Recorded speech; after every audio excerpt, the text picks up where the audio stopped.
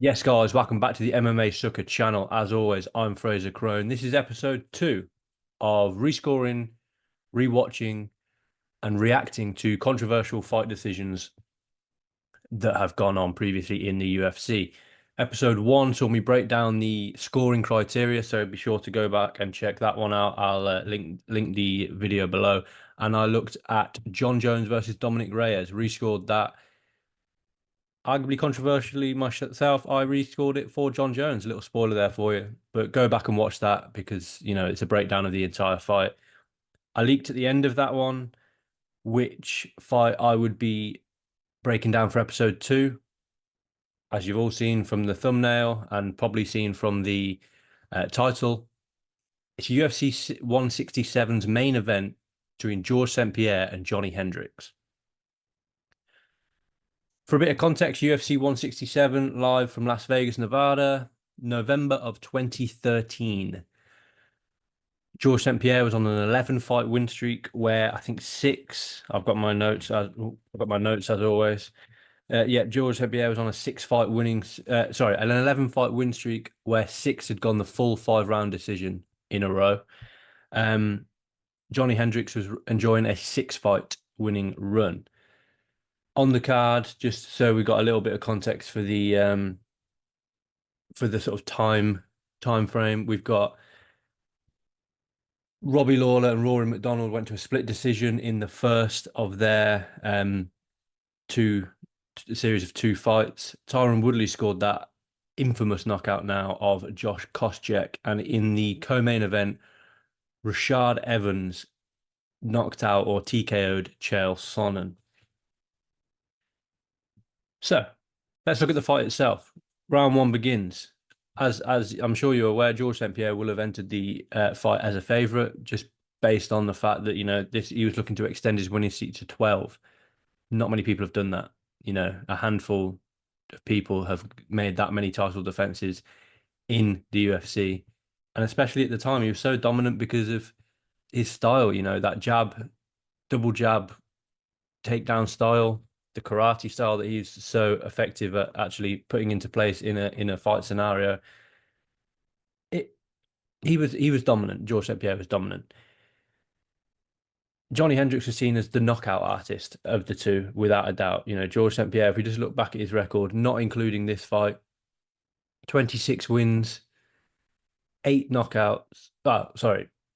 26 wins, 8 knockouts, 5 submissions, and 11 decisions at the time before the fight itself had taken place.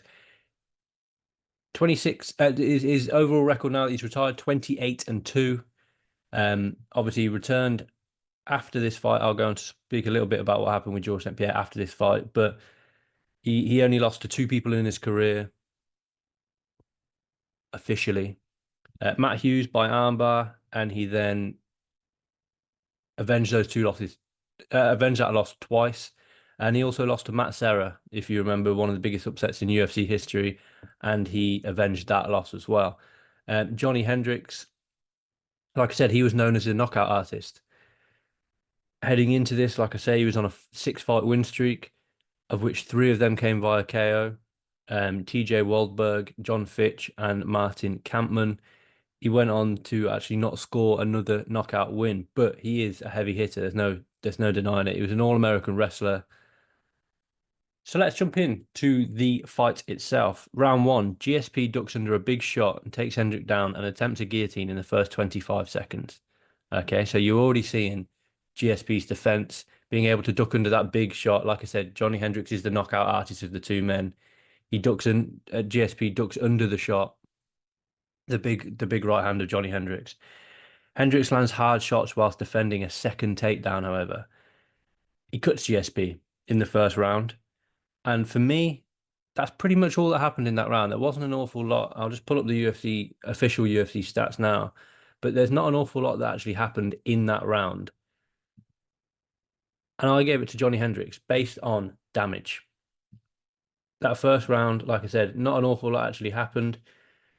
You've got a combined 50, sorry, yeah, a combined 53 strikes landed A lot of them were in the clinch. And Johnny Hendricks, like I say, he cut Georges St. Pierre. Remember, from the unified rules, we're basing a lot of this on damage. So Johnny Hendricks wins the first round 10-9. Round two, GSP begins round two, sort of point fighting, a lot of leg kicks, a lot of sort of jabs, very much in and out, not looking to land the sort of damaging strikes, but he's arguably setting stuff up. Hendricks looking to counter and catches GSP with a hard counter uppercut, and it wobbles GSP, visibly wobbles GSP. His legs stiffen, and then he proceeds to catch him with multiple hard shots after that. GSP lands some decent shots to prevent a 10-8 in favor of Hendricks. So again, I'm scoring the second round, Johnny Hendricks 10-9. So if I'm the judge here, if I'm Johnny Hendricks' corner, I know if the fight goes a distance, my fighter only has to win one more round because he's already 2-0 up.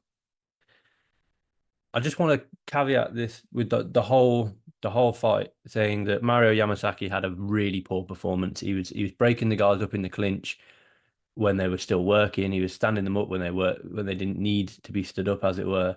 And it was a little bit disappointing for Mario Yamasaki, but that's kind of what we come to assume with Mario Yamasaki. Round three starts with, like I said, I think GSP and Faraz Zahabi in his corner, they know that he's that he's struggling a lot with Johnny Hendricks. The power of Johnny Hendricks is landing.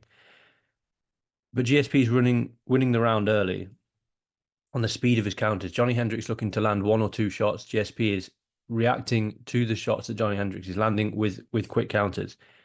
Hendricks lands a good left hand, but he's certainly slowed down. There's no denying that his cardio is, he is slowing down in this one. It's similar to what we saw in the Dominic Reyes-John Jones fight. Combos are working well for GSP. Hendricks lands a takedown late, but it's not really enough to steal the round. And I'd say it's a 10-9 in favor of the champion, Georges St. Pierre. So now I've got it 2-1, Johnny Hendricks heading into the fourth and championship rounds.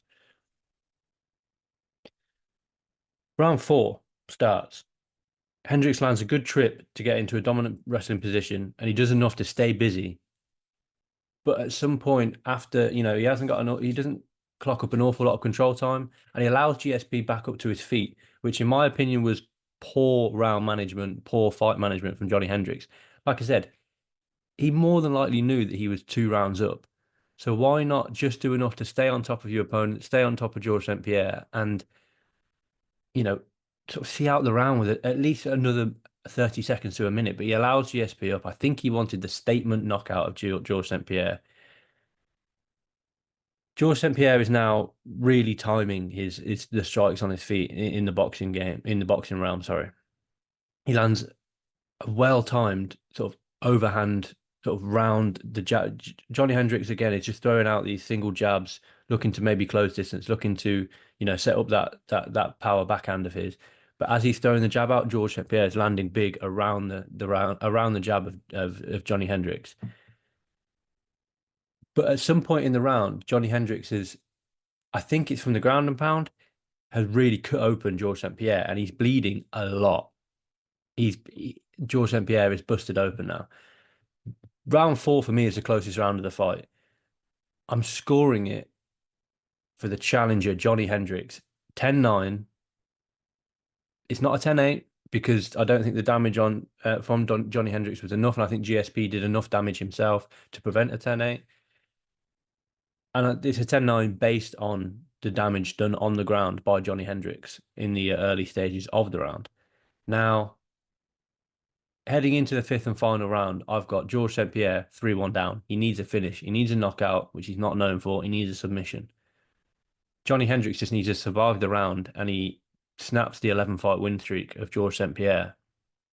Makes a huge, huge statement in the welterweight division and goes on to, bigger and better things. Round five begins. Georges St. Pierre isolates the leg looking for a takedown. I think Georges St. Pierre knew heading into the fight, and certainly as the fight progressed, that he is not going to knock Johnny Hendricks out. He caught Hendricks a couple of times with good high kicks, with some good shots in the boxing realm, sorry. And yet he wasn't able to finish him. Georges St. Pierre is probably more than likely looking for a knockout in this one. Looking for a submission in this one because he knows he can't knock Johnny Hendricks out. like I said, he isolates the leg of Johnny Hendricks looking for the takedown. However, Hendricks lands some good shots whilst defending the takedown in the clinch. GSP does then react to that, landing heavy and actually scoring the takedown. There was a lot of fighting for position, but Hendricks was just a bigger, stronger guy in there. GSP threatens a Kimura. I'm scoring it 10-9 in favor of GSP, but it's not a finish. So overall, we've got 3-2 Johnny Hendricks, 48-47, and I would say that the scorecards, it was a wrong decision. The official scorecards were 48-47, two with so the official scorecard, Sal D'Amato, Glenn Talbridge, and Tony Weeks, they scored it each of them scored it 48-47, two in favor of George St. Pierre, one in favor of Johnny Hendricks. Now, I think that's the wrong decision. I would have scored it for Johnny Hendricks. I've got nothing against GSP. Fight of the night. It got fight of the night. I'd say the majority of fans thought that GSP had lost on the night. All 16 members of the MMA Decisions media scores actually scored the fight 48-47 for Hendricks. Dana White came out and said that he thought it was the wrong decision, which is just a massive hint as to what should have happened, next. For me, without a shadow of a doubt, an instant rematch, beginning of 2014, mid 2014, should have happened. Johnny Hendricks and George St. Pierre should have gone back at it. Instead, what we got was George St. Pierre stepping away from the sport for just narrowly, a week short of 4 years. He did return. He returned up at middleweight to finish Michael Bisping in the third round at MSG to capture the middleweight belt. Johnny Hendricks went on to actually fight after George St. Pierre sort of retired. He obviously vacated the belt that he retained against Johnny Hendricks. He went on to defeat Robbie Lawler by unanimous decision in March of 2014 to win the vacant welterweight belt. He then rematched Robbie Lawler, lost the belt, and then he kind of drifted into the twilight of his career. He beat Matt Brown, but then he lost to Stephen Thompson, lost to Calvin Gastelum, lost to Neil Magny. His last professional win was against Hector Lombard, but then he returned, lost to Tim Boesch, and lost to Paulo Costa and retired at the end of 2017. He had a lot of trouble making weight in the latter end of his career. He missed weight 3 times in his last 5 fights. Even one of those was even up at middleweight. I think we saw prime Johnny Hendricks. I know he won the belt after when he beat Robbie Lawler, but I think we saw prime Johnny Hendricks against George St. Pierre, and he didn't get the decision that he so desperately deserved. And I think that affected him mentally. Like I said, yes, he sort of reacted by winning the belt, and it was a vacant belt. But I think that fight is always going to play on the back of his mind, knowing that he could have been the one to beat George St. Pierre. He would have got a massive payday from the rematch, and he didn't get that. And it was a robbery. It was a poor decision. It was a controversial decision at the time. And the reason it was a controversial decision is because it was wrong. That's episode 2, guys. Remember, it's just my opinion. Get in the comments. Let me know if you agree. Do you think that George St. Pierre actually won the fight? Do you think Johnny Hendricks won the fight? Do you think that it was, a wide? Do you think it was 4-1 Johnny Hendricks? Do you think it was 4-1 GSP? Let me know what you guys think. Just my opinion, based off what the unified rules are, based on damage, duration, etc. I'm going to be back with episode 3 of this series, looking at the fight between Paddy Pimblett and Jared Gordon, the 3-round fight between Paddy Pimblett and Jared Gordon, which has gone down as quite a controversial decision. But that's for the next episode, guys. Like the video, subscribe to the MMASucka channel, and I'll catch you next time.